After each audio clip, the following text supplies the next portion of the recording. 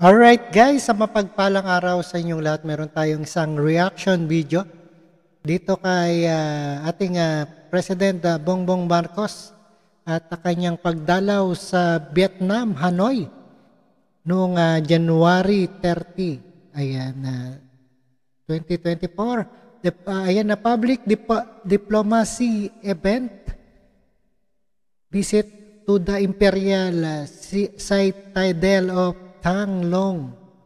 Ayan, 1/30/2024. President Ferdinand Marcos takes time to see one of the significant cultural and historical sites in Hanoi, the capital city of Vietnam, as President Vo Nham Bong Tong visit in Imperial Citadel of Thang Long on the afternoon on January 30, 2024. At panoorin po natin guys yan. Another further ado, let's watch. Let's get it on. Alright, panoorin guys. The public diplomacy event.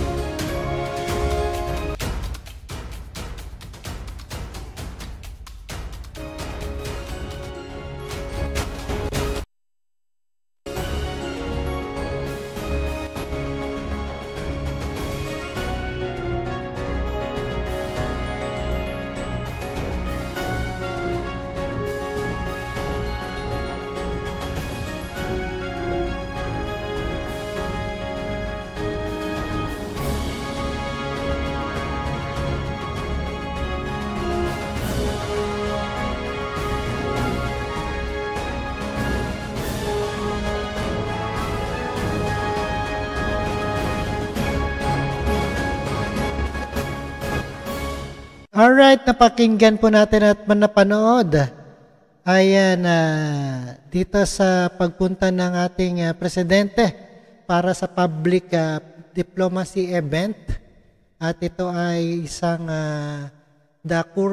constructed in 11th century during the Lý Dynasty of Vietnam. The Imperial Citadel of Thang Long as a significant milestone signifying Tibet's emergence into independence.